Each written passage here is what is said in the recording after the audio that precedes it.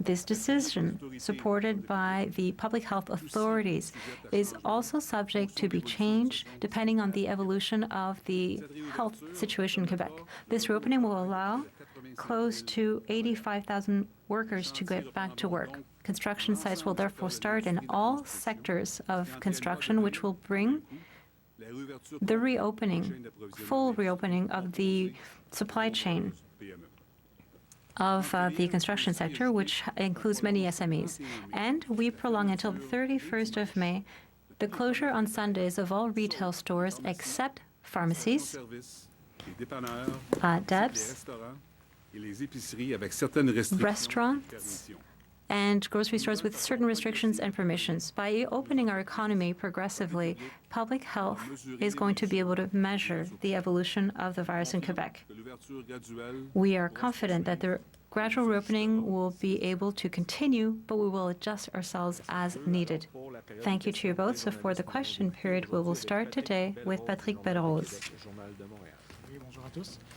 Bonjour à tous. Une question pour Monsieur Legault. A question for Mr. Legault and Arruda. After the WHO and the federal government, we see that the collective immunity strategy is being rejected. Do you still support this strategy, and on which scientific basis do you base yourself? Well, perhaps I can say that we do not support that basis. We're saying that it's a possibility, but we don't have any evidence that it works. So, as I explained yesterday for the reopening of the schools, the criteria that we followed to reopen the schools did not include herd immunity. So I don't quite see a big difference between what we're saying and what the Institute is saying.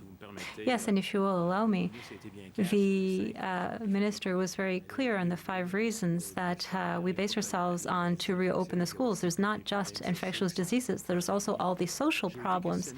I was questioning, and I'd like to say that sometimes there's an interpretation in what we say where our position is opposed to that of the WHO or Canada, but we're on the same wavelength.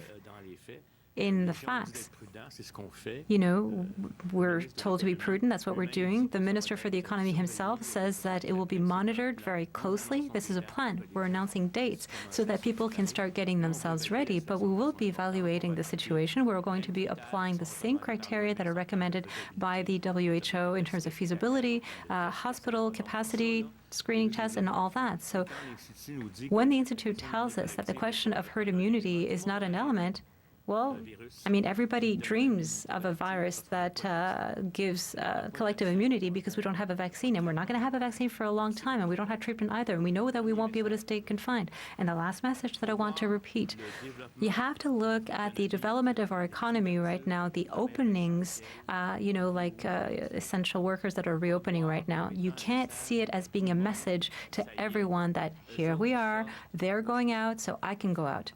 Because the success of this operation is going to depend on the fact that the transmission doesn't start. And people are going to reopen. It's not going to be the same plants anymore. It's not going to be the same stores. It's not going to be the same anything, the same environments like before. Now, social distancing is going to be part of it.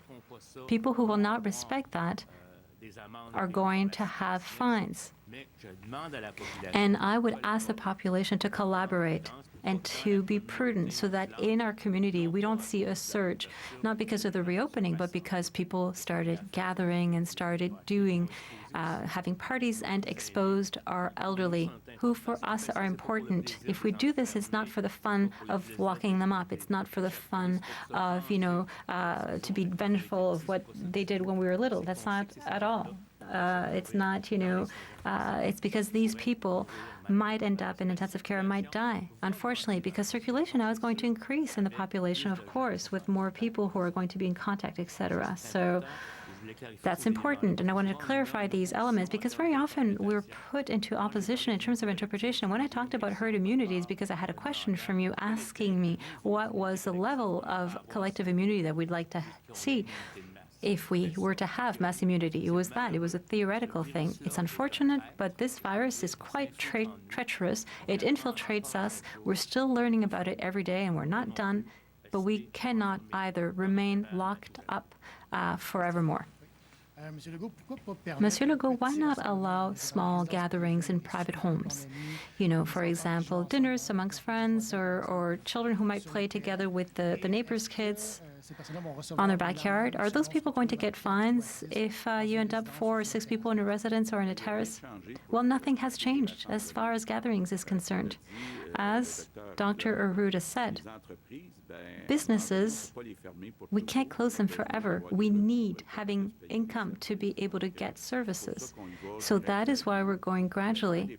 But having parties, dinner parties, family parties, well, this is something that we could avoid doing for a long time. I understand that it might not be good for mental health, and people are looking forward to seeing one another again. But first, people have to stay 2 meters away, and ideally not be too long in the same room, even if they are 2 meters away. So if we want to save, if we want to be able to really save those vulnerable people, we have to maintain those guidelines. We have to understand that the main driver of the epidemic is not necessarily the context that we have in a society where we just, see one another for a second, but it was family contacts, like in China. That is the greatest risk of transmission. That is why we want to not allow it. Clearly, with the evolution of the situation, we'll see when we can allow progressive gatherings. It's the theme of the day, the word progressive, depending on the epidemiology, which will be different from one territory to another, but it is much too early yet to be able to do so. Tami Chouinard from La Presse. Hello, Mr. Premier. Your counterpart in Ontario has just declared that there's no question of following the example of Quebec about the reopening of schools. And he declared we do not want to put our children in danger. Do you fear that you're underestimating the risk to children going back to school? No, I find that if we're talking about children that have a hard time learning, for example, it's a question of balancing out the inconveniences. There's a lot more risk of, preventing them from going to school for 6 months than the risk of having serious consequences of going back to school. So it's a question of evaluating things and the risks. Nothing is perfect. Nothing is 100% certain in life. But we are calculating together with public health that it is better for those children to go back to school. And if you allow me, Mr. Premier, in the connection of Australia, a media newspaper, they're talking about the most recent data together with transmission in children. First, children are rarely ill in a significant way. It doesn't mean that there's no cases that are possible, but they are not very ill. And unlike what we thought in terms of influenza, where they become great vectors of transmission within the population, it does not seem to be the case. We still had to be prudent, and that is why we're not sending everybody, together, the children all together, and that we are still going to place distancing. But I do not think that we are putting the children at risk. Rather, we are allowing certain more vulnerable children to have access to food, to education, to make sure that there's not educational delay that will be done later, and that we have a whole series of young people who won't be able to finish schooling because they'll have a hard time getting through high school, for example. Dr. Arruda, I think that a lot of Quebecers don't understand the advice of public health about this deconfinement plan. To understand correctly, on a scale of 1 to 10, where is the risk that this deconfinement plan will mean that there will be a surge of transmission in adults and an increase in hospitalizations? It is clear that there will be an increase of transmission in the community as soon as we open up a little bit, and that there could even be people who may die. Now, the gradual reopening wants to minimize that element. There is nobody who is going to tell you that there will be no case of transmission. We know that there will be some, but it's not by locking people up forever, where people could revolt and start getting gatherings at home, et cetera, where there's going to be even more cases. It's what we call a weighted risk, and that is going to be followed regularly.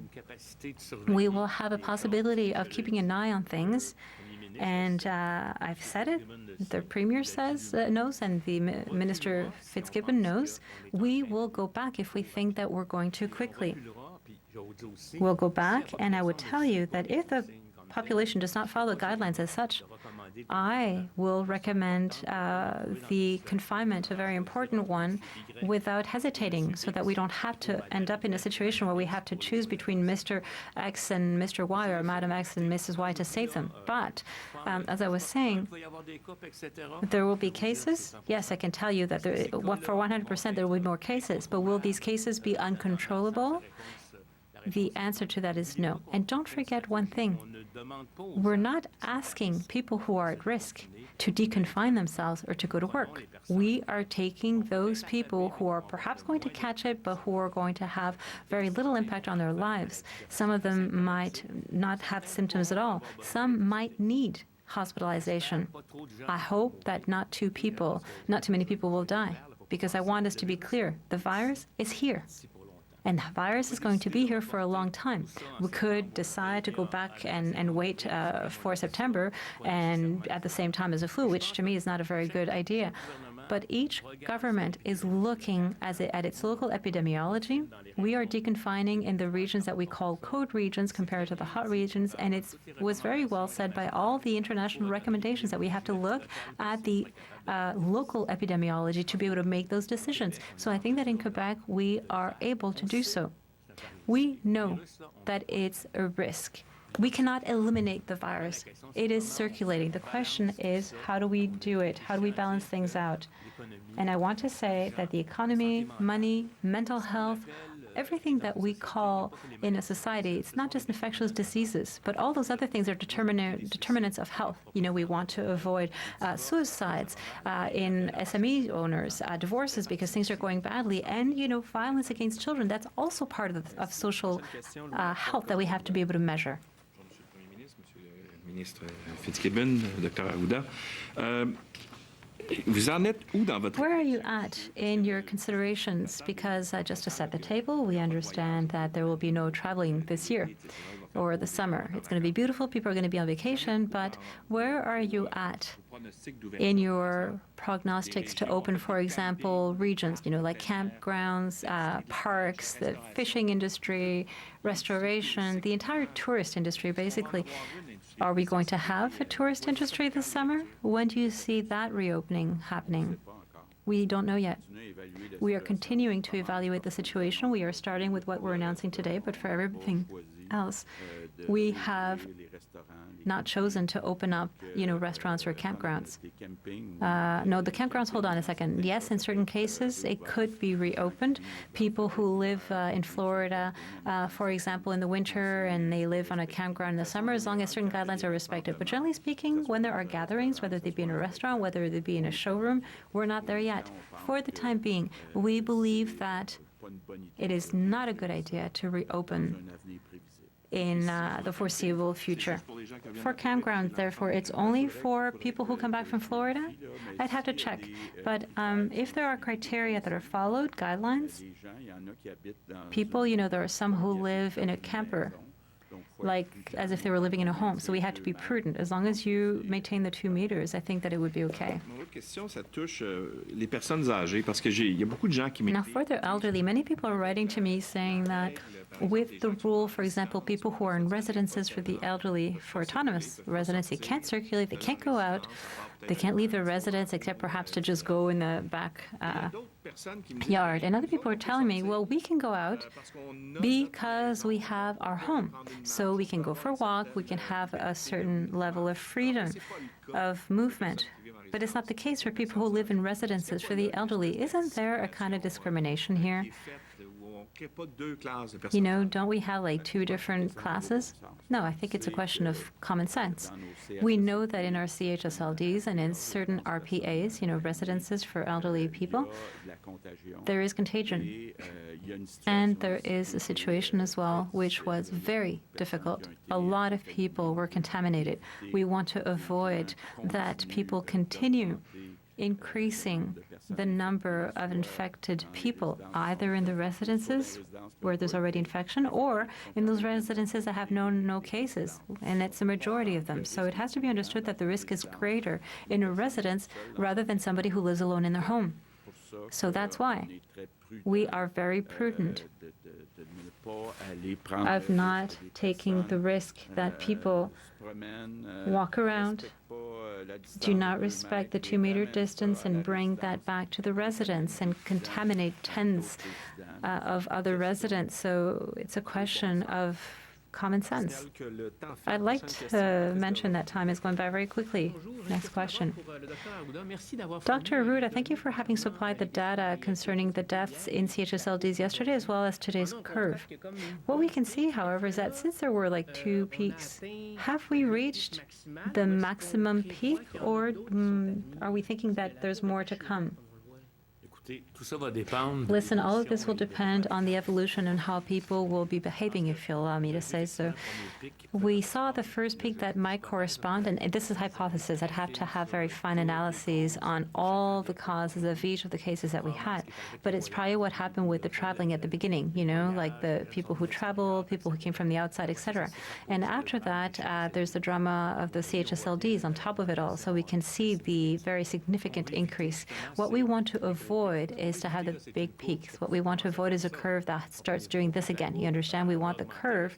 I mean, it's going to increase, of course, if we're opening up circulation. But what we want to do is to maintain it flattened to a low enough level to not overload our healthcare system and to avoid an amplification. That is why it's so important that everybody keeps doing their share to avoid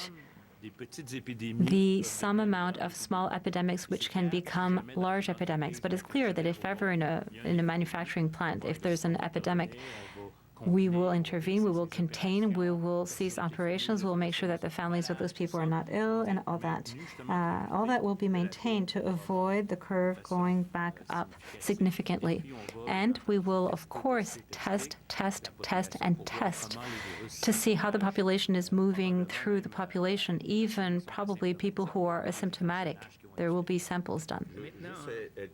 And I just want to be very clear, Mr. Bergeron, the idea of the graph was to look at the situation elsewhere than in CHSLDs. So I draw no conclusions on the situation in CHSLDs, and that is why we are not modifying the guidelines in CHSLDs, and that is why, for example, we don't want people to continue going out. The purpose was to say in the rest of society, it's been 14 days that we've reached a plateau, that we have not had increases in the number of deaths. Therefore, in the rest of society, we can gradually reopen schools and businesses. But CHSLDs, I don't think that we are able to say, well, we've reached the peak here. We know that there's still a lot of infected people in CHSLDs. Now, you talked about it yesterday. You touched upon it. You said that you could go up to close down a business that does not respect the guidelines for social distancing. Now, we've learned that a guidebook has been set up. But what will the sanctions be? Well, I don't know the details. It's the SNEST, the Commission for Health and Equity and Social. Sorry, I'm old. We just called it the CCSST before. It shows how old I am. I'm not used to the merger. But anyway, it will be associated to the fault gradient. And I think that you have to understand that there's the employer who has obligations, but the employees as well. They also have to make sure that they have to ensure the safety of the people that they work with. For example, if within their work they need to get closer, less than 2 meters away, we recommend that they wear a mask. So, you know, this is collective work. That's what that means. And those things have been done, you know, in a preparatory way with the unions and with the employers. And I think, honestly, that there's always exceptions. In a society, there's always exceptions, but I believe that entrepreneurs are very conscious of that. There are people who are going to work a lot more from home, so I think that we're just going to have a new way of working, and I think that the world will never be the same again. As such, let's hope that we are not, you know, stuck at home for an eternity, but we will have learned a lot of things. And, you know, working from home will have an effect on transportation and all that. So people have an advantage to do it adequately. You know, not just the big companies, but the little ones. So it's not time, you know, in a store of beautiful stores, beautiful flowery dresses, to be 40 people trying them out in a small space. I hope that people will understand that the population will also require that things be done adequately. Mr. Legault,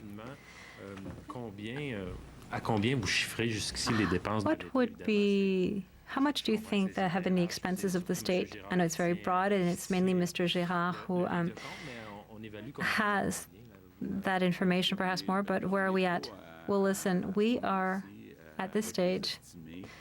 We have too many estimates to try publishing numbers. Yesterday, I had a meeting with Mr. Girard to talk about it, to see what the evolution of the situation is.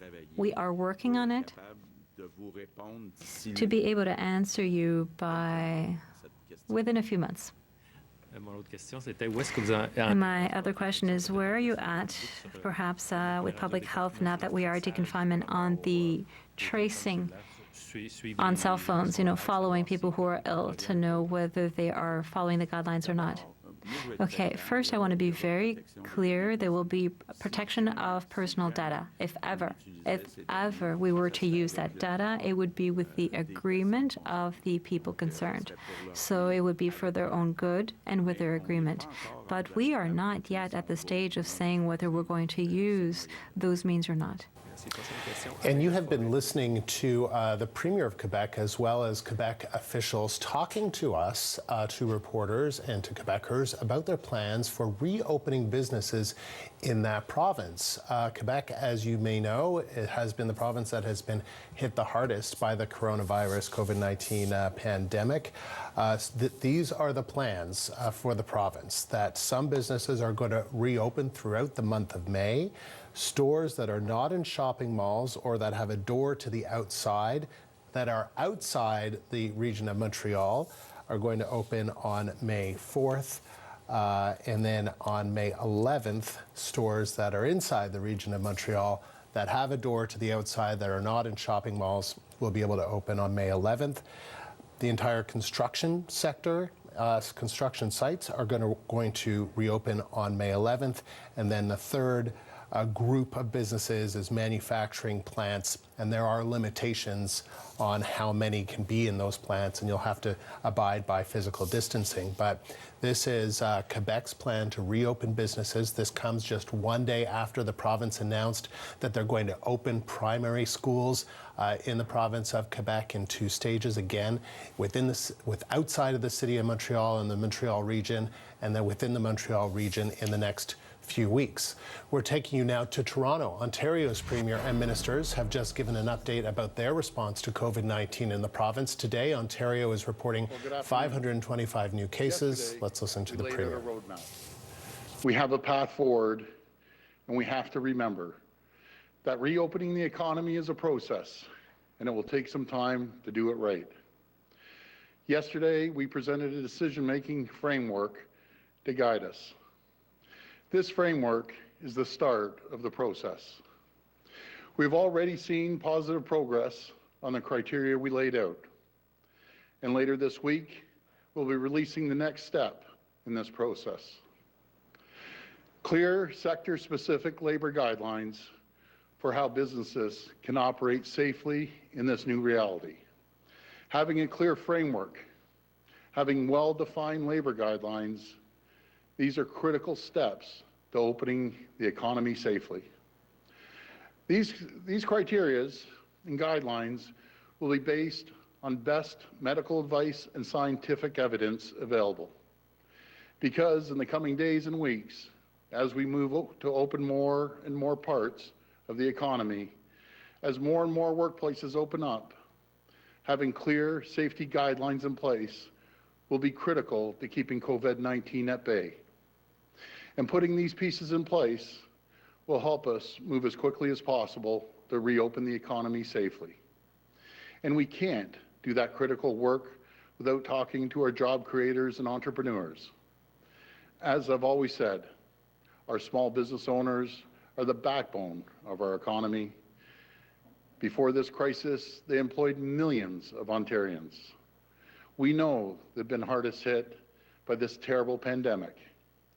It's my job, it's our job, to help keep them whole and to help them adapt to this new normal, this new reality. So when we're ready to reopen, they can hit the ground running. That's why we provided over WSIB, premium relief, and other business supports. We're delivering a $900 million program to provide commercial rent relief to small businesses and landlords. We cleared the way for restaurants and bars to sell alcohol with their delivery and takeout orders. And we allowed 24-hour deliveries so grocery stores and pharmacies can keep their shelves stocked. But we want to do more. We want to help our small businesses. We know it's not business as usual right now, and we're working with businesses to remove barriers and help them adapt, because by working together, we'll get through this crisis and come back stronger than ever before. Together, we will ensure Ontario is ready to power Canada's economic engine once again. Now, I'd like to pass things over to Minister Sarkaria. Thank you.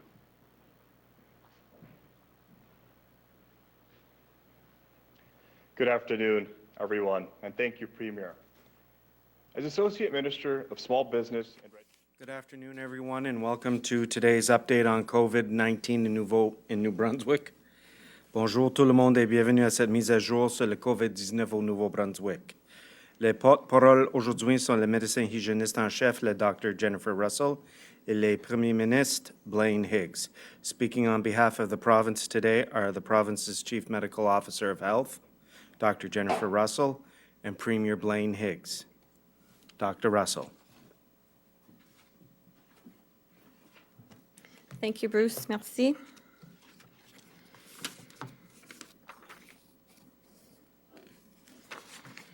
Good afternoon, everyone. Bonjour tout le monde. Today, we mark 10 consecutive days with no confirmed cases of COVID-19 in New Brunswick. We now have 114 of 118 reported cases recovered from their illness, a recovery rate of 97%. And there is now just one patient in hospital with COVID-19. Je suis heureuse d'annoncer qu'il n'y a aucun nouveau cas de COVID-19 à signaler au Nouveau-Brunswick aujourd'hui pour la 10e journée consécutive. À l'heure actuelle, 114 des 118 personnes ayant contracté le virus sont rétablies, soit au taux de rétablissement de 97%. Il ne reste qu'une seule personne du Nouveau-Brunswick hospitalisée pour une infection à la COVID-19.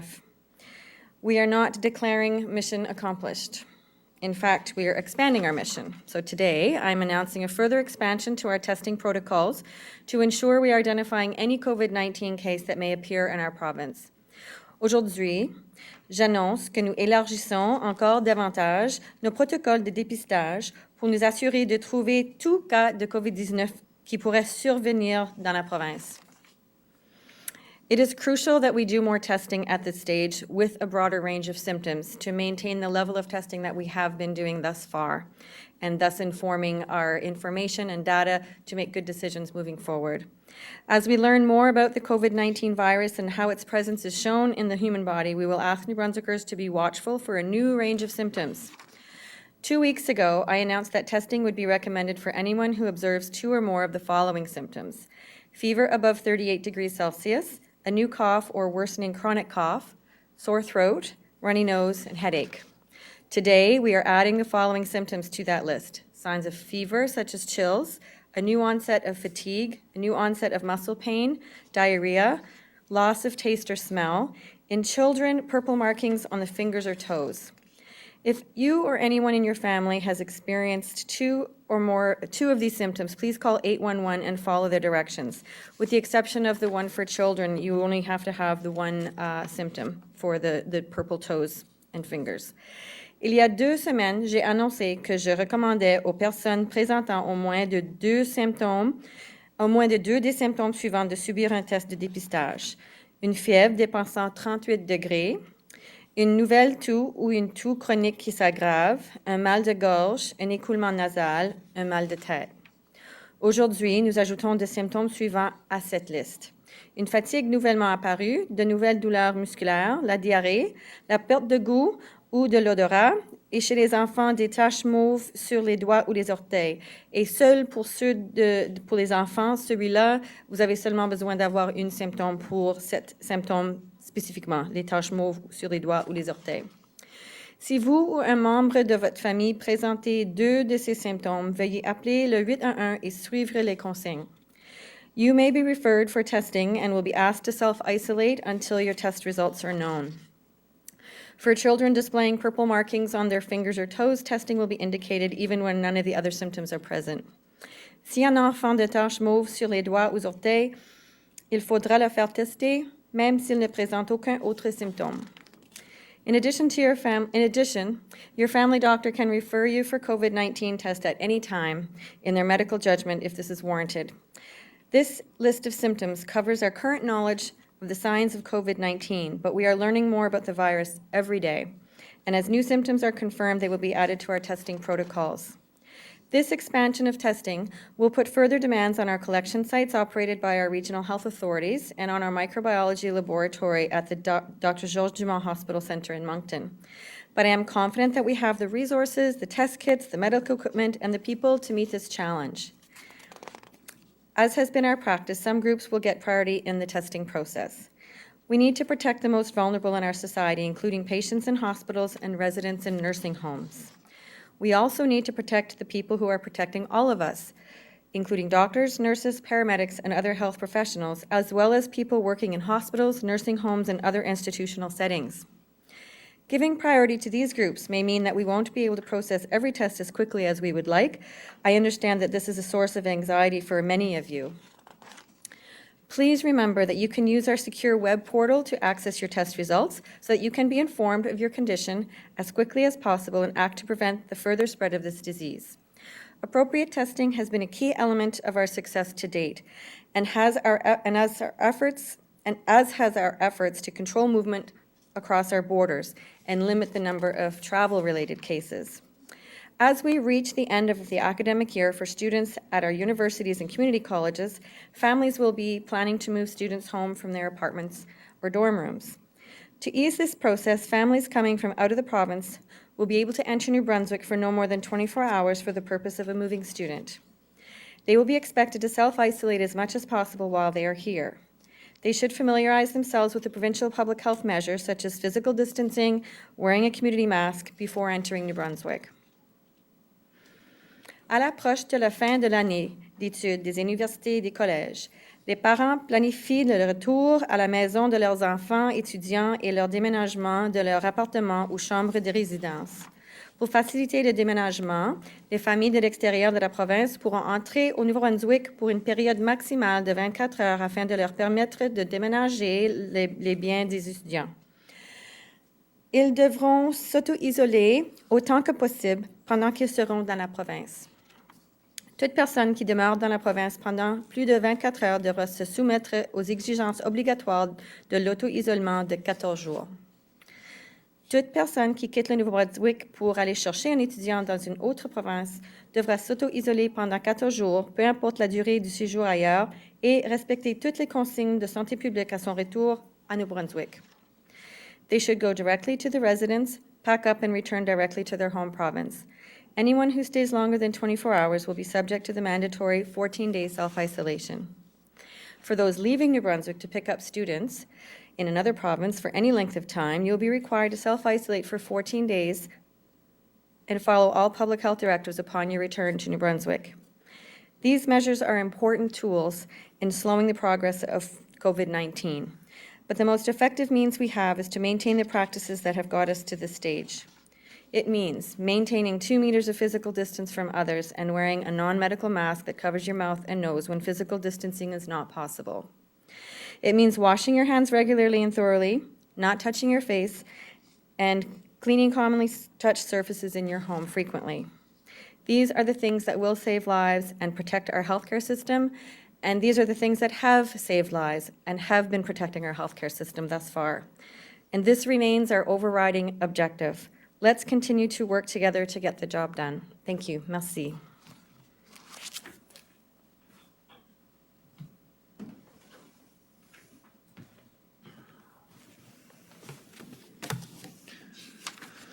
Bonjour. Good afternoon. Before I begin my update, I would like to recognize that today is the National Day of Mourning. This is a day to remember those who have lost their lives and those who have suffered injury or illness on the job. This year, we remember RCMP Constable Heidi Stevenson in Nova Scotia. We are also keeping all of those impacted by COVID-19 in our thoughts and prayers. Ici, au Nouveau-Brunswick, nous sommes déterminés à rendre chaque lieu de travail le plus sécuritaire possible, même durant cette pandémie. C'est pour cette raison que nous avons gardé plusieurs entreprises fermées pendant la dernière semaine et que nous leur permettons de rouvrir leurs portes seulement quand il sera sécuritaire de le faire. We took measures early on to close New Brunswick's borders, and they will remain closed for the foreseeable future. Today, we are introducing an update to the emergency order that no temporary foreign workers will be permitted to enter New Brunswick. This change will not affect the status of any temporary foreign workers who are already in New Brunswick. Under normal circumstances, we welcome foreign temporary workers in our province. En temps normal, les travailleurs étrangers temporaires qualifiés sont les bienvenus dans notre province. They play an important role in New Brunswick's continued economic growth. Ils jouent un rôle important dans la croissance économique continue de New Brunswick. But right now, the risk of allowing more people to enter the province is simply too great. Mais pour le moment, il est trop risqué de permettre à un plus grand nombre de personnes d'entrer dans la province. I spoke with Deputy Prime Minister Chrystia Freeland about this just last night. I appreciated her quick response to my request for a meeting and her willingness to hear my concerns. We are in a good position in New Brunswick.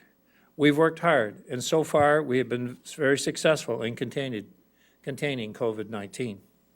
I am committed to keeping it that way, and I won't apologize for protecting New Brunswickers.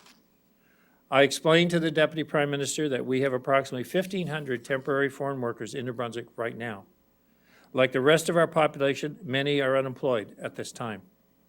I've asked for the flexibility to be able to offer them jobs in different areas of the province, including seafood processing plants, and she's committed to looking into that very quickly. We also spoke about the lobster season, including the current low prices and the market conditions. J'ai discuté avec le vice-premier ministre fédéral, Chrystia Freeland, de la différence entre les marchés de la Nouvelle-Écosse qui vendent des homard vivants et celui de Nouveau-Brunswick où nous transformons et entreposons la homard. J'ai dit que nos entrepôts de congélation sont déjà pleins et que le fait d'ajouter d'autres produits va causer une réduction très importante des prix. It's important to protect our food supply and our supply chain from coast to coast. We know these plants need to keep operating, and we know they want to do it safely. We are committed to working with our processing plants. We know they have a core workforce that can support opening at various capacities. If the seafood industry or our agricultural industry needs more workers, I am counting on New Brunswickers to answer the call to ensure businesses that need workers will have them. We all need to do our part right now to keep our province safe and be part of the solution. Nous n'avons aucun nouveau cas dans les 10 derniers jours. Nous avons présentement 4 cas actifs et une seule personne est en hôpital. As Dr. Russell announced today, we are expanding our testing criteria to ensure we continue to limit the spread of this illness. So far, we have done an excellent job of keeping the virus contained here in New Brunswick, and we are in a position to start our recovery. My thanks goes out to every individual in this province who've done their part to meet the compliance standards and to keep friends, family safe. We are not guaranteed success, however. Our province is surrounded by outbreaks of COVID-19, and we cannot take the risk of spreading the virus amongst our residents. If we begin to loosen the restrictions on our borders now, all of the progress we've made so far could be lost. As always, we will continue to monitor the situation. When it is safe to do so, we will once again welcome temporary foreign workers in New Brunswick as needed. For now, this is a risk we should not take. Je remercie tout le monde de suivre les règles de l'ordonnance d'urgence.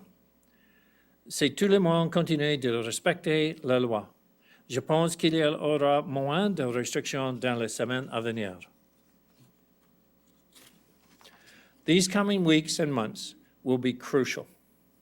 We will either backslide or we will continue to cautiously move forward. The decisions we make today will determine our province's future in the face of COVID-19. Thanks to your continued efforts, New Brunswick is on the right track. Let's all keep up the great work. Thank you. Merci.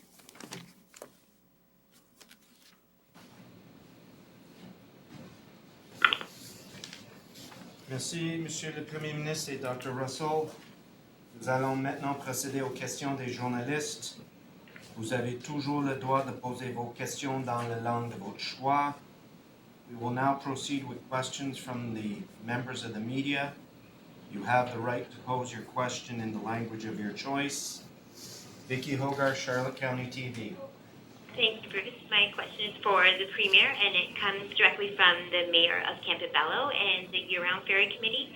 Premier Higgs, residents on Campobello are reportedly being turned away at the Lubec border when crossing with any number of same household passengers, and are being told that only cars with one passenger are being permitted through unless they can prove they're going directly to St. Stephen, which, just for reference, is over a 160-kilometer round-trip drive. So it's far from business as usual now, and U.S. Border Protection has said to islanders, we don't have to let any Canadians cross if we don't want to. It's a privilege and not a right. So lack of ferry service, according to Horizon Health, has also deterred a full-time nurse from being hired on the island. So with these issues in mind, should at least an early summer ferry be implemented sooner rather than later? And if so, are there any dates in mind right now? I will look into the actual date when that ferry will be implemented. I did speak of this last week, but I don't have a date. But I think you asked a question, and I deserve an answer to respond to that. So I will have a date for tomorrow on what's projected for that ferry to come back in service. I'll also look into, I'm not familiar with this particular case, but I would like to know the details and look specifically into the requirements that our residents in Campobello are now experiencing at the border, because I'm not aware of any changes. I'm aware that our agreement was that people could move directly through to Canada from going through Maine from Campobello, and if that position has changed or there's any new requirements, it's news to me. So I would like to get the details as well and follow up. Thank you, Premier. Ms. Hogarth, do you have a quick follow-up? Sure. I'm just hearing this now from the Deputy Mayor of St. Andrews. If workers are coming from other provinces just for the summer, is that permitted right now as well? Have there been decisions been made on that? So I guess if I was to, again, we're very conscious of any border activity, so we'd want to know the details of any workers coming into the province. I know there are still projects that are underway here that we have that are under completion, and the protocol for these individuals that are coming to finish these projects is clear. They're being monitored in terms of their isolation requirements. Some are moving back and forth, I know, on a weekly basis. They come, they isolate in terms of their project, and they go back home. But I've asked for basically an outline of all activities crossing our borders, and basically looking at any of them that we can change in that regard to minimize that activity, and also looking at any projects that we're doing, because we want to do projects that are right for New Brunswick and have them done by New Brunswickers, so that we can minimize the traffic across the border at this time. Thank you, Ms. Hogarth. Thank you, Premier. Elizabeth Fraser, CBC. Hi there. My question is for Dr. Russell or the Premier. You say parents will be able to come into New Brunswick and pick up their kids from college, but can only stay for 24 hours. But in those 24 hours, can someone from, say, Quebec, Nova Scotia, or Ontario be putting New Brunswickers at risk? And what else are you doing to prevent that from happening? So the guidance is really around self-isolating while they're in the province. So trying to minimize the time that they're here. I mean, obviously, they should really just be coming to do the moving part and only be interacting with the person who they're moving, and really self-isolate the whole time they're here. And we're recommending 24 hours because, again, we would like them to minimize the time that they're here. So, and if they were staying longer, then we'd want them to self-isolate for 14 days. So again, our goal is to minimize the risks of COVID transmission coming in from outside the province. And again, they have to actually self-isolate, and there is a guidance document that we've shared with the universities and colleges around all of this. Thank you, Doctor. Ms. Fraser, do you have a follow-up today? I'm just trying to clarify, though. Wouldn't that be difficult, though, if, say, one parent is coming from Nova Scotia to help their child move back home, and then another parent from PEI, say, is coming to that same home? Like, how do you get them to keep their distance from one another and protect New Brunswickers in the meantime? Well, again, the guidelines that we've put out really are to give the best protection possible. So people have to use their judgment, make good choices, and minimize those risks. And obviously, the presumption around a parent coming to move their child, who's a student, would be that they are just going to interact with that person and stay with just that person and then go to the province that they're moving to. So again, we want people to make good decisions. We want them to have the right information in order to make those good decisions. And I believe the guidance document really does provide that. Thank you. Thank you, Ms. Fraser. Matthew Roy-Como, l'Acadie Nouvelle.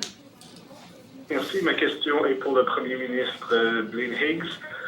Le Premier ministre du Canada, Justin Trudeau, a dit hier qu'il travaillait avec les provinces pour soutenir leur plan, le plan des provinces, pour mieux payer les travailleurs essentiels. Il a dit qu'il y aurait des nouvelles à ce sujet-là très bientôt. Je me demandais qu'est-ce que vous pouviez nous dire là-dessus. Quel est le plan du Nouveau-Brunswick pour mieux payer ces travailleurs essentiels?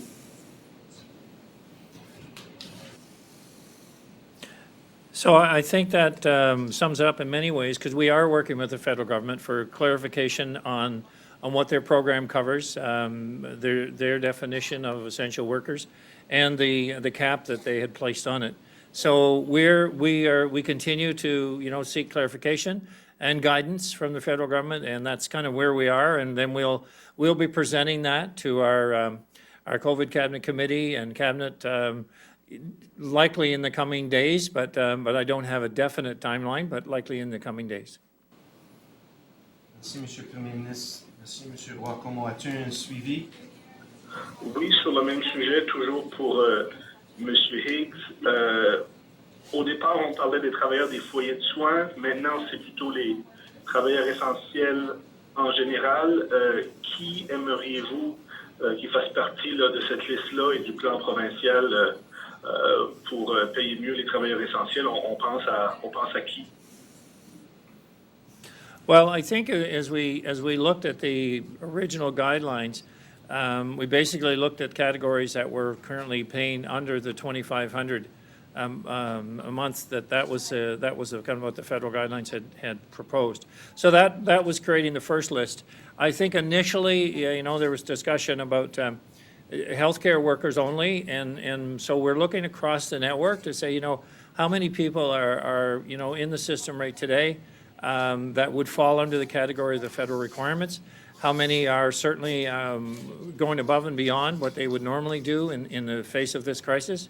And so we want to be fair. We recognize that so many people are coming up to the plate in order to deliver results for New Brunswickers that it's not easy to pick and choose, and it's a situation where we recognize the importance of each and every individual, and it goes right across the board. Merci. Merci, M. Roy-Como. Merci, M. Premier ministre. Laura Brown, CTV. Hi there. I'm wondering, either of you, how will you go about tracking the parents that are picking up their students or their kids? And by that I mean, how will you be tracking if they're only in the province for 24 hours or more? And then they'll have to self-isolate for 14 days after that, but how do you track that?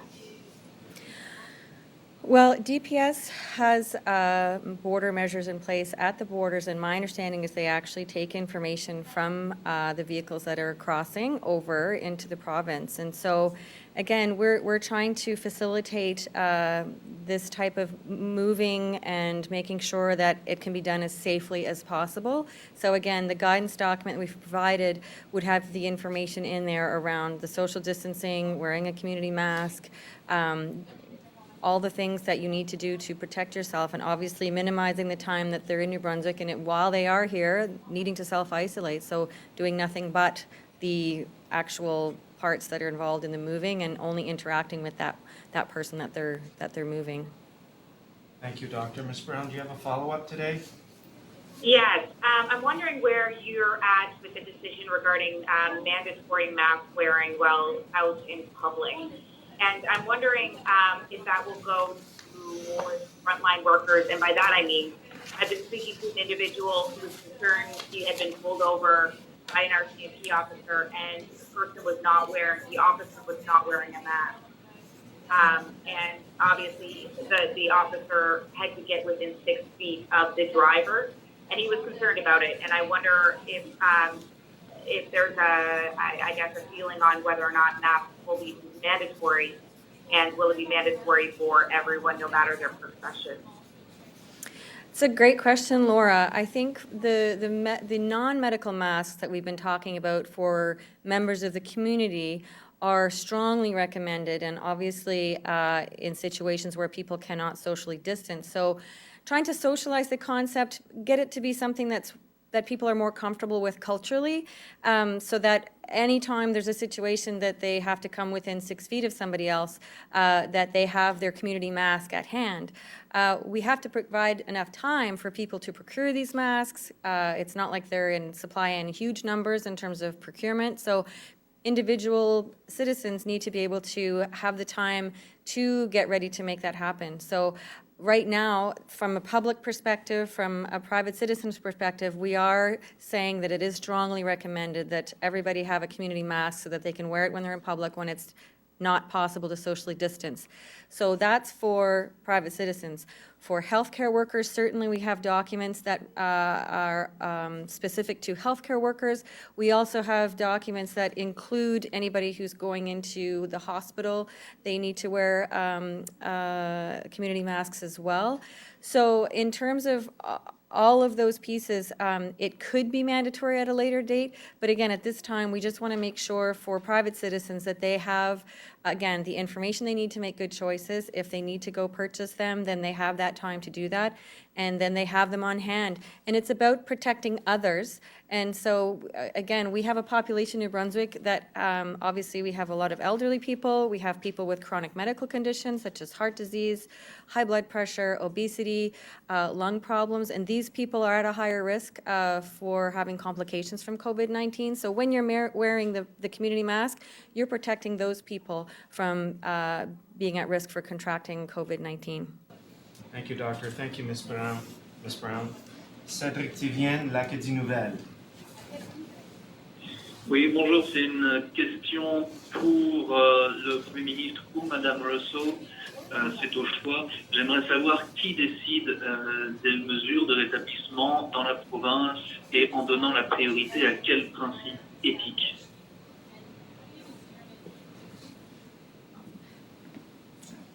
Tu répétais la question? Je ne l'ai pas entendue. Oui, j'aimerais savoir qui prend les mesures de rétablissement, les mesures de déconfinement dans la province et en donnant la priorité à quel principe éthique. Ah, OK. Alors, c'est un exercice de collaboration au niveau national avec l'Agence de santé publique du Canada, toutes les médecins hygiénistes en chef de chaque province et territoire pour avoir des discussions sur les critères, sur les principes qu'on peut utiliser dans chaque province individu, comment les appliquer au niveau de l'information qu'on a dans notre région, dans notre province, sur les nombres de cas, la manière de transmission qu'on voit. Et alors, tous ces principes, toutes ces discussions ont pris place au niveau national. On a pris toute cette information et on a discuté avec nos équipes ici au Nouveau-Brunswick de santé publique et tous nos experts, nos épidémiologues, nos médecins hygiénistes dans les régies. Alors, toute cette information était mise dans des rapports avec le système de santé et ça, c'était présenté au cabinet de COVID-19 et aussi cabinet. Alors, c'est vraiment quelque chose de collaboration mais c'est tout informé par des directives du santé publique, l'Agence de santé publique du Canada, et on prend les principes, les directives et on les applique dans notre province. Merci. As-tu un suivi, M. Terrien? Oui, j'aimerais savoir si les informations dont vient de parler Mme Russell sont publiques, si on peut y accéder. Je les ai pas vus dans un nos plans que nous ont présentés sont publics, puis je crois que toutes les provinces qui ont déjà publié leurs plans sont tous publics. Merci beaucoup. Merci. Andrew Watt, Telegraph Journal.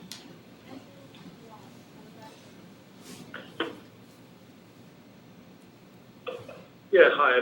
My question is to Premier Higgs. Premier, it looks like the schools are potentially going to reopen in Quebec. Does this change your position at all on the rest of the school year for New Brunswick? No, I would say it doesn't. We will continue to evaluate our own situation here, and then that will decide if there's any activity. I think the Minister of Education has been clear and that we don't see a short-term window here, would only exist if possible if numbers just stayed where they are now, but it would be likely of a little benefit this spring.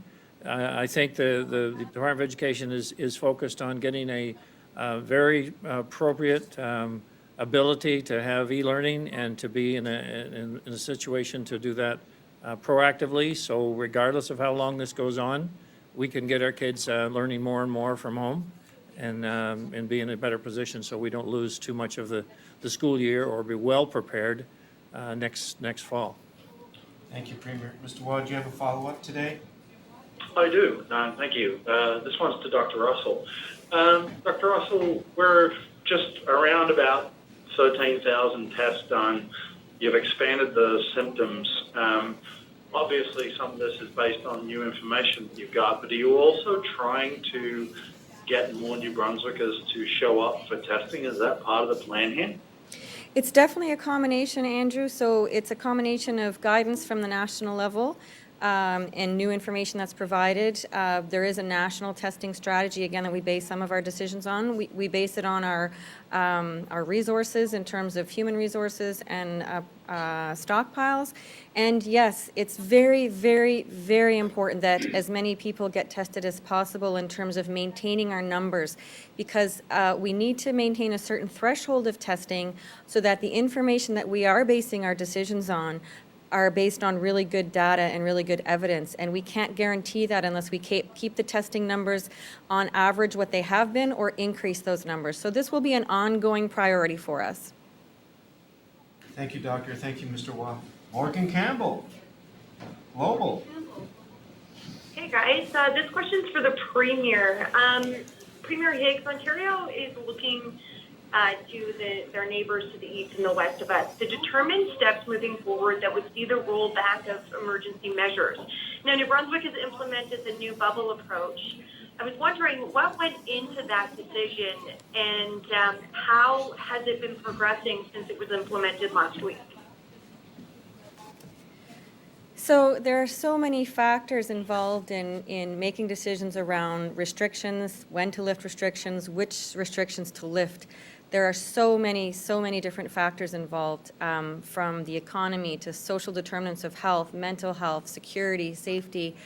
poverty, etc., collateral damage from people's health problems that aren't being able to be addressed during all of the restrictions. So every single piece of information that we can use to make decisions around restrictions as they're imposed and restrictions as they're lifted are based on many, many different factors. For the bubble, this was around decreasing the negative impacts of the isolation that people were experiencing in terms of their mental health. And this was an idea that was borrowed from New Zealand, whereby, you know, individual households are considered a bubble, and in the most restrictive phase, when the measures are such that you really can't leave your home unless you're going out for groceries, etc. In that phase, if you're a person living alone and are very isolated, this can be very damaging and very stressful from a mental health perspective. So the idea being that as you move towards a less restrictive phase, having the ability for somebody who lives alone to have another household that they can bubble with would decrease that isolation and those negative impacts. Thank you, Doctor. Ms. Campbell, do you have a follow-up? Yes. So infectious disease experts are saying that this is a really neat idea, but there is a possibility that infection could be brought into a house with these types of measures in place. That could mean that 2 houses would be impacted by the virus. What steps should people take to mitigate these risks? Exactly. With each of these decisions, there's a balance of pros and cons and which risks we're trying to mitigate and what protective factors that we can have at the same time. So ideally, if somebody is going to bubble with another household, ideally, each household should not be leaving the house except for essential things like groceries. And that's how you're going to minimize the risk of anybody getting COVID-19 and bringing it into the household. Obviously, the risks increase if you are bubbling with somebody who has medical conditions like obesity, heart disease, COPD, high blood pressure, lung problems, and is elderly. So if they have any of those issues and they're at higher risk, if they are immune compromised, then obviously any other steps that you can do to minimize the risks in that household are very, very important. So obviously, if you are combining 2 households for the reasons of decreasing that isolation factor and the impact on mental health, that's one thing. But yes, it does increase the risk if people are going outside the home for things other than essential things like groceries. So we do recognize that there are some benefits and to offset some negative impacts. And yes, there can be extra risks introduced if you don't take the other things into account, like not leaving the house unless you're doing something essential. So obviously, if you have a family member or a household member who has chronic diseases or is immunocompromised or is elderly, it would be better, and ideally, they would only be sharing another household with people who are not having to leave the house for things other than essentials like groceries. Thank you, Doctor. Thank you, Ms. Campbell. Michel Corriveau, Radio-Canada. Merci, Bruce. Ma question est pour Dr. Russell. Dr. Russell, il y a des gens dans des petites entreprises qui étaient fermées et qui nous ont confié qu'elles comptaient ouvrir depuis l'annonce des mesures de vendredi dernier. Donc, j'aimerais savoir, avec les nouvelles mesures, est-ce qu'il y a plus d'entreprises qui peuvent ouvrir les portes et si oui, lesquelles et sinon, pourquoi? Alors, dans notre plan, c'est des phases où certaines entreprises peuvent ouvrir au commencement et il y a certaines entreprises qu'il faut attendre pour la prochaine phase. Alors, dans chaque partie de le plan, ça décrit le type d'entreprise qui peut ouvrir et les dates de 2 à 4 semaines entre chaque étape. Et nous, maintenant, avec ONB, on fait des rendez-vous avec des gens pour engager les entreprises, pour leur dire comment que vous pouvez ouvrir quand la date s'en vient, qu'on va annoncer les prochaines étapes. Pour préparer maintenant, le plan maintenant, c'est pour aider les entreprises avec des directions, des critères, des principes qu'il peut appliquer maintenant pour se préparer éventuellement à ouvrir. Et on parle avec des associants de chambres de commerce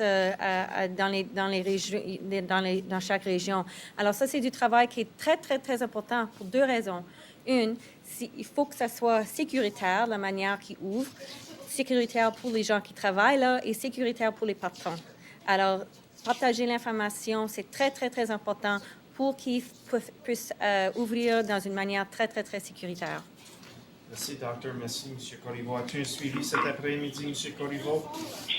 Oui, merci, Bruce. C'est juste une précision, Dr. Russell. Donc, j'ai compris qu'il y avait des entreprises, j'ai vu ça dans le plan à certaines étapes, et les bars, ça s'en vient en dernier. Et à l'heure actuelle, dans la première étape, on a mentionné les golfs et les marinas, par exemple, mais à l'extérieur des golfs et des marinas et ces affaires-là, est-ce qu'il y a d'autres entreprises maintenant qui peuvent ouvrir leurs portes? Ceux qui peuvent être ouverts maintenant sont ceux qui ont été annoncés vendredi dernier. Et pour les prochaines étapes, il y a une liste qui décrit toutes les autres choses qui peuvent ouvrir dans les prochaines étapes. Et ça, c'est l'intention maintenant, c'est pour donner la chance à toutes les entreprises sur cette liste-là de se préparer maintenant. Merci beaucoup. Merci, M. Corriveau. Jacques Poitras, CBC. Hi, this is for Premier Higgs. I spoke to a blueberry farmer this afternoon who uses foreign workers. He's tried to hire locally. He's not sure if he'll be able to get any existing foreign workers to come over to his farm. He says if he can't fill 24 positions in the next couple of weeks, he's ruined for this season and probably for next season as well. What do you say to him? Well, I would say that, we will work with him to identify, I guess, other workers that could work in his facility. But I would say to him and other New Brunswickers in the area particularly, or in any area of New Brunswick, if there ever was a time that people were needed to step up and be part of the solution and help protect our borders and help continue our record of health and safety operations here in New Brunswick, then now's the time. So we're looking for people to continue what they've been doing so far, not only following the compliance rules, but helping each other be successful. And right now, as we move into this next phase, we're looking at moving into an economic phase so we can restart New Brunswick in the new way of managing through our pandemic and following the public health rules. But we need everyone on board to help us do that. And I'm sure there are lots of people that can do that. Mr. Poitras, do you have a follow-up? I do. I'm wondering if all four party leaders on the all-party committee supported this decision. So as you know, in terms of a cabinet committee and how that works, we have a situation where we discuss the issues and then we come out of a decision with a path forward or not progressing. Depending on what the item is. In this scenario, we came up with a path forward that it was the best thing for New Brunswick to actually not have the number of foreign workers coming into here as would be the case.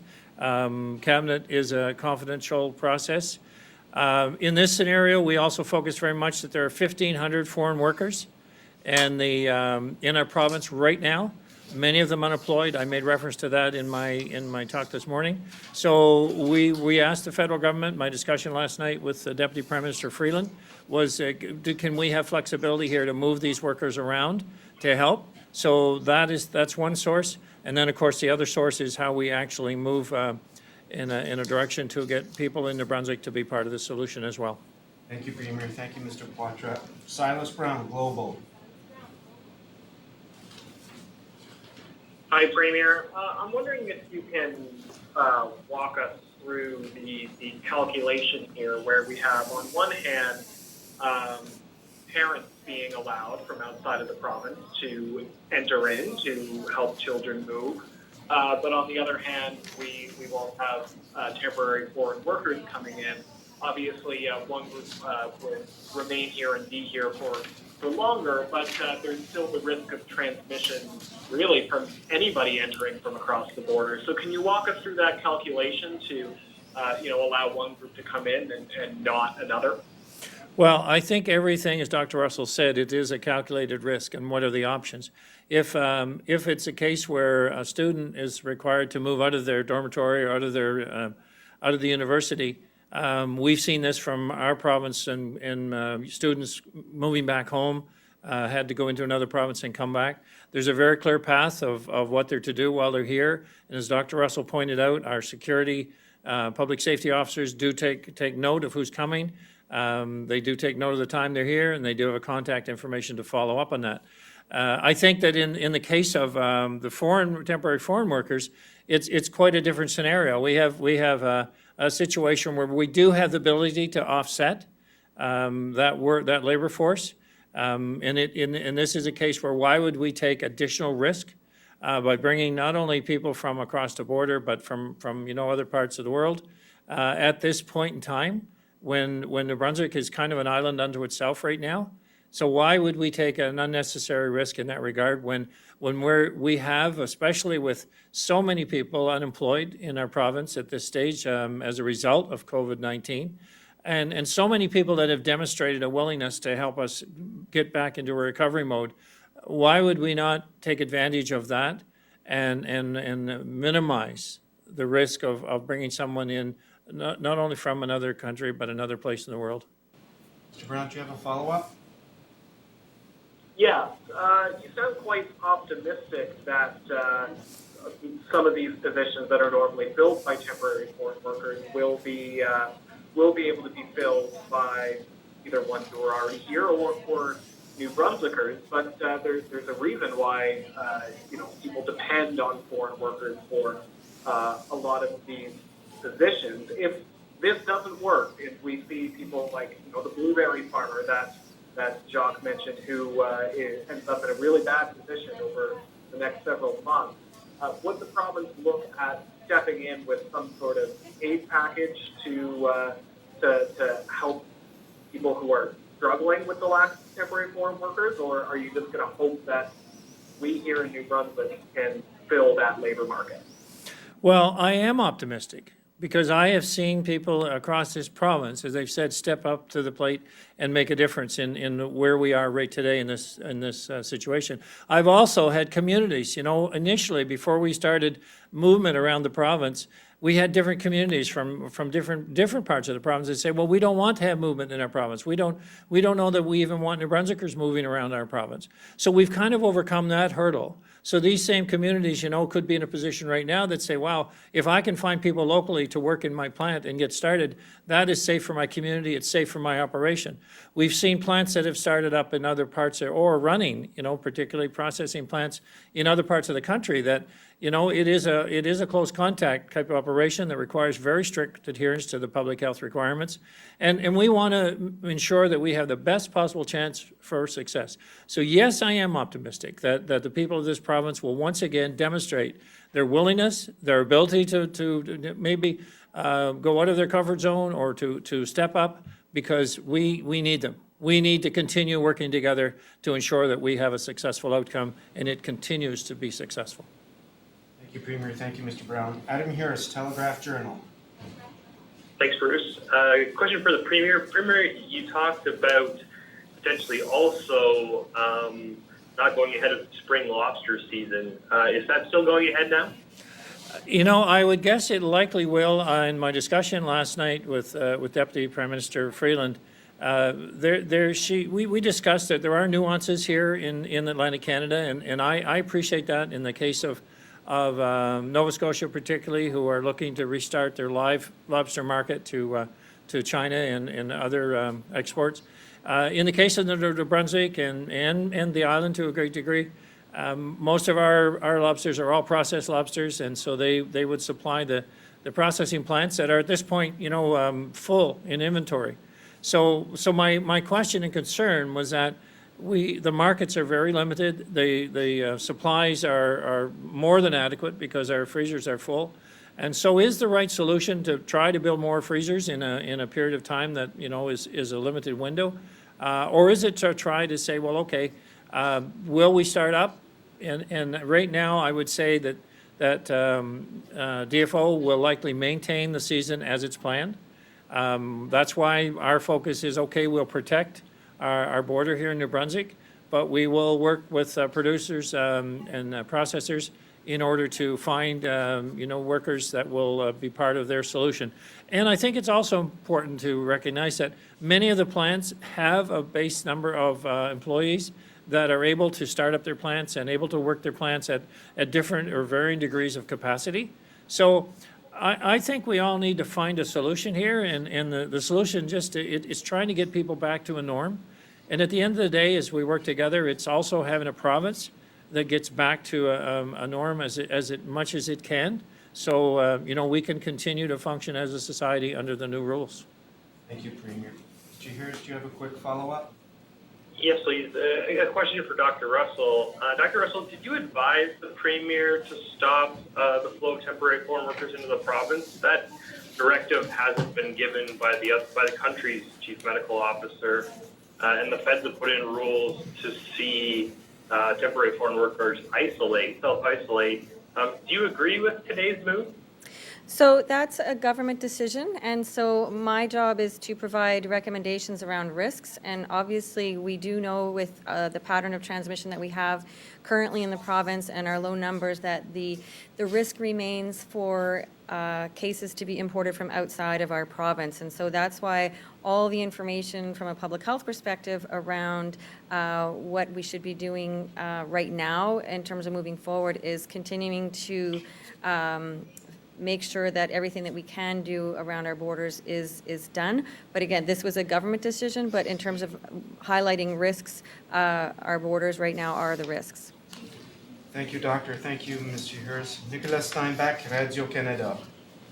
Bonjour, cette question est pour le Premier ministre Higgs. Monsieur Higgs, est-ce que vous avez, concernant l'interdiction d'entrée des travailleurs étrangers temporaires, est-ce que vous avez consulté l'industrie de transformation des fruits de mer? Il semblait plus nous dire qu'ils auraient préféré une solution de tester les travailleurs, tous les travailleurs d'usine, au lieu de bannir les travailleurs étrangers temporaires. Pourquoi ne pas avoir testé tous les travailleurs d'usine au lieu d'interdire donc les travailleurs étrangers temporaires?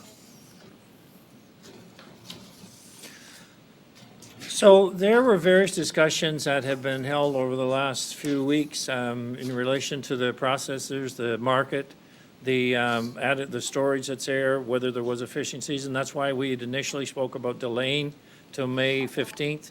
But then it became more evident that there wouldn't necessarily be a better market because there isn't any real sales opportunity for the outlet of the produce or from the processing plants.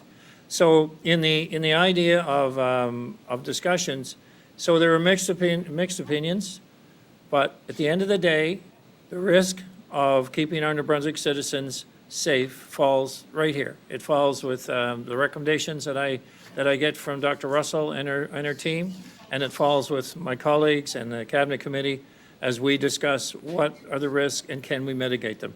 So this isn't about a case of, well, could we do something to make it safer by the 14-day isolation? Sure. But could we eliminate the risk altogether by providing alternate sources of employment and alternate sources of workers, and doing that through people that already are here in the province? And so when you look at the least risk, it was a pretty straightforward, easy decision.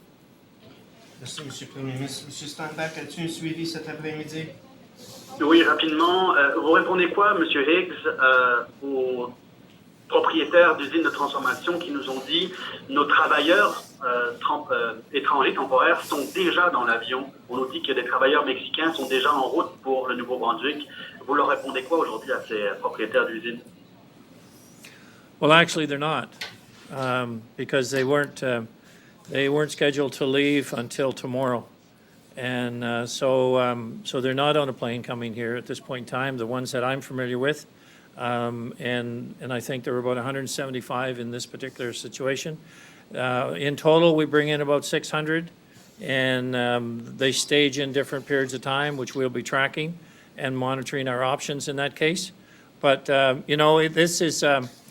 this is a new day. We're on track to, protecting lives here in the province. We're on track to protecting a safe and effective startup of our province. So it's kind of like in the situation we've had right from the beginning. It's short-term pain for long-term gain. Can the processing plants operate? Yes, they can.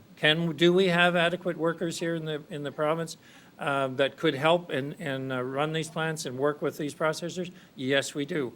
So let's find a solution together. It's about everybody, as I've said repeatedly today, stepping up to the plate, putting New Brunswick first, and putting our ability to recover in a way like no other province has to date. And we're on that track. Let's not lose it. Let's stay focused. Let's keep our community safe. We know how quickly we can lose this, but as I'm committed, as my colleagues are, as Dr. Russell is, we are going to do whatever we can to protect the citizens of this province. Merci, M. Steinbach. Merci, M. Premier Ministre.